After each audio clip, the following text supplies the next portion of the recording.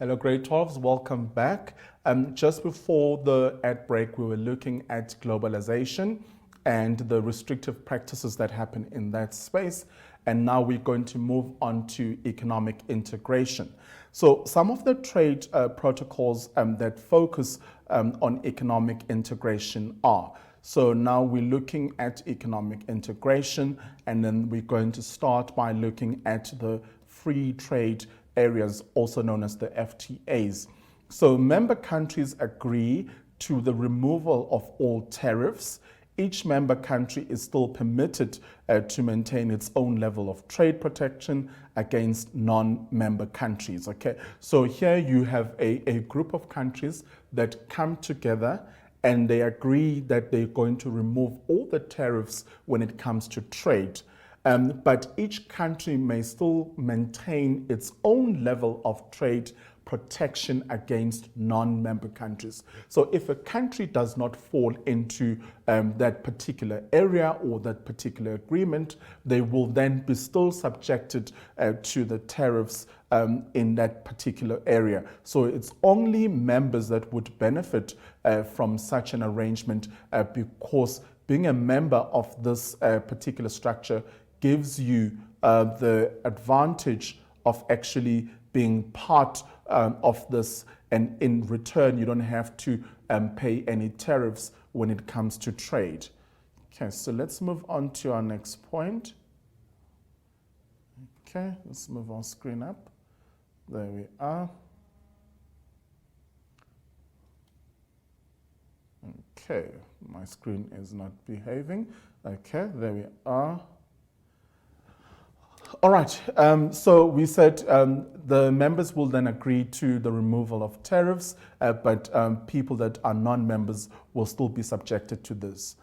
Some of the, then now moving on to common markets. So these are a form of economic integration that satisfies all the requirements of a customs union, but also allows for the free movement of factors of production between member countries. Okay, so here you still have member countries. So a country has to sign to agree to be a member of this economic integration. But the focus here is on the factors of production, that is land, labor, capital, and entrepreneurship. So there is a free movement of the factors of production between the member countries. Okay, so over here, the focus is on tariffs, that the tariffs are removed. But if you are not a member or you're a non-member, then you will still be subjected to the tariffs in this particular area.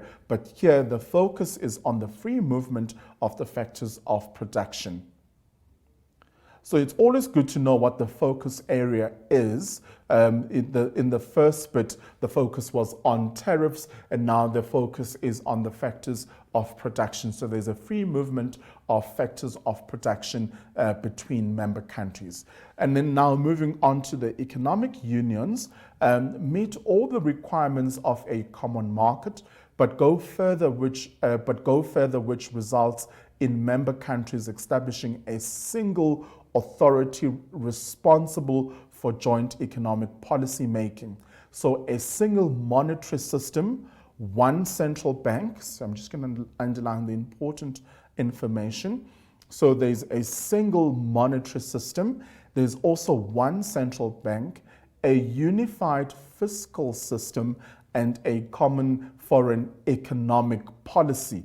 Okay, so this is quite interesting to see because it's quite a more formal union of different elements that have been put into place. So you have a single authority responsible for joint policy making. So it doesn't work in a way that each country is responsible for designing its own economic policy, but there will be a joint commission or committee that is put together that will make economic policy for that union or for that region.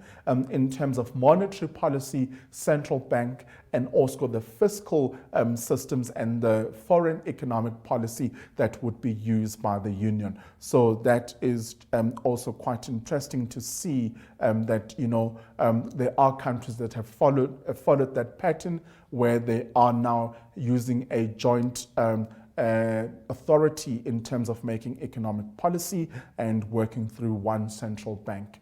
So let's have the evaluation of South Africa's trade policies, starting off with the export promotion. So we know that in the 1970s, measures such as cash grants, tax concessions on export turnover, profits and rail freight concessions were introduced in order to reduce costs for manufacturing of goods with export potential. So this started back in the 1970s, where government saw a need to support export promotion, and they put in a few measures in place, cutting down the tax rate and making sure that they also support, or they reduce the tariffs around transport in order to make the production or the manufacturing of goods and services with export potential a lot easier than it was previously. So that all happened in the 1970s. In the 1980s,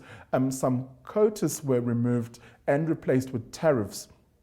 That means that export subsidies were introduced, and a list of importers that needed approval replaced a list of imports that did not need approval. Okay, so those major changes happened in the 1980s, where the quotas was replaced by the tariffs, and then the export subsidies were introduced in the 1980s. Then in 1985, when the US banks refused to roll over import guarantees, South Africa declared a debt standstill and literally restructured the payment of its foreign loans. So this is quite a big thing that happened in 1985. So just some history on the world of economics and where we started off, and also giving us a nice sense of where we are in terms of economic policy. So that happened in 1985. So the rand depreciated substantially, and we also experienced a charge of 10% on import, which was then introduced in 1985. So this led to the effective protection rate on which increased from 30% to 70%. So protectionism sometimes does work to the full advantage of a country, because now there is more domestic production taking place, and we are less reliant on international markets to supply us with goods and services. So government, sometimes has to make that stand to say, hang on, we are now going to protect our local market, and we are going to put incentives and subsidies in place in order to encourage our local producers to produce goods that could be exported to other countries as well, in order to promote economic growth. So then in the 1990s, there was the General Export Incentive Scheme, which was introduced for the purpose of encouraging the production of value-added exports. For the first time, the official policy stance was one of export-orientated industrialization. Okay, so it was the first time where government had pulled a stance which will be just based on export.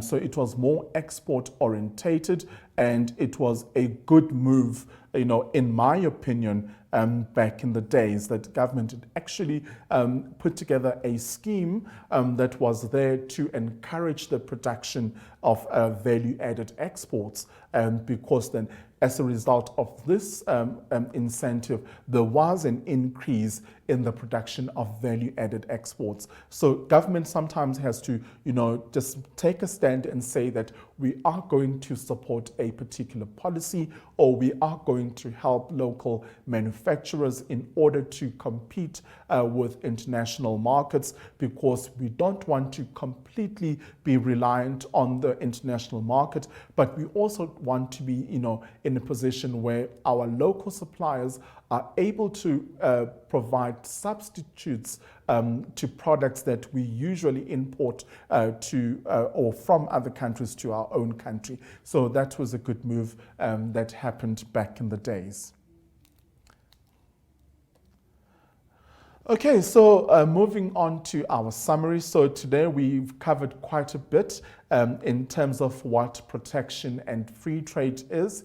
And we said that government would use protection in order to protect the local suppliers from international competitors who might be well established. Remember, South Africa is still considered as a developing country. Therefore, we do encourage more economic activity within our own country. There are certain industries that we as a country could start in order to meet up the targets that we have in terms of economic growth. So it is important for government to have a policy that would discourage the importing of certain goods and services in order to protect the local industries against unequal competition from abroad. Why do we say that this competition is unequal? We know that most developed countries have sophisticated equipment and machinery, and therefore they've been offering these services and have been producing these goods for a number of years. So they are well experienced, they have the highest level technology in order to enable them to produce excellent products and services. But we need to start somewhere as developing countries, and therefore we need to be supported in the initial stages where we are entering new markets in terms of products that have been previously being well produced by developed countries. So it is a good start, and it also creates employment opportunities in developing countries rather than just giving everything to developed countries who are in a position where they have structures in place that have developed their economy so well. So now that we are still in the process of developing our economy, it is important that we have the support from government in order to do so. And then free trade, this is a situation when producers and consumers are free to buy goods and services from anywhere in the world without the interference of government. So it sounds like the ideal situation, that you can just go anywhere in the world and you can just purchase whatever that you need, and you can bring it into your own country without any explanations needed, or tariffs or custom duties that need to be incurred. So it seems to be the ideal world, but it's not possible when we look at economic objectives, because we as a country have certain economic objectives and targets that we are wanting to meet and achieve. And in order for us to meet these particular targets, we need to be in a position where we support our local suppliers and promoting them more than we actually promote international suppliers. But exports play a very important role, because if we specialize on a particular product or in a particular sector, then we will then end up with a surplus. And then when we have a surplus, we can then export some of that surplus to other countries. In doing so, we are bringing foreign currency into our country. So there's a nice injection that's coming into our economy, and that creates a nice buzz in terms of economic activity. Remember, when there's also more production that happens, because now we are increasing the production capacity, it means that more people have employment opportunities. So people can work and they can get an income, and when they have an income, then they can spend to purchase the consumer goods or the goods and services that they require, which is something that's very important in the world of economics, because economics is all about that relationship between production, that when there's an increase in production, there will be an increase in income, and then also there will be an increase in spending. So that meaning that there is more economic activity happening. So when we manufacture more locally or in our domestic market,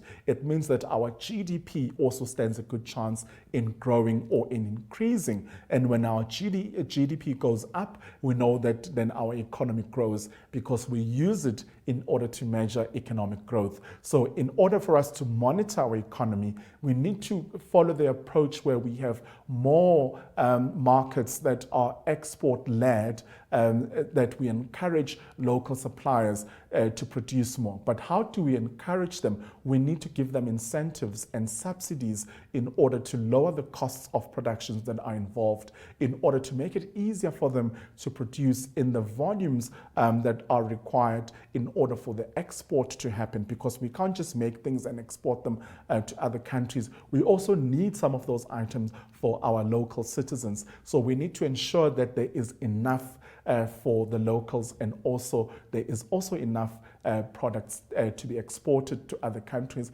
in order to generate income and support our local markets. So, you know, there was that the Brand South Africa campaign that let's support our locally manufactured products. You know, now and then you can buy a product from another country, but it's important because when we support our local suppliers, we're increasing our GDP, and as a result of that, our economy will grow. So I trust that you've enjoyed today's lesson, and that you will not just look at protection and free trade in isolation, but also study and see how these two topics are related and how they interact with one another. From me, Uspiwe, it's a wrap of today's lesson. I trust that you've enjoyed it. From me, it's a cheers.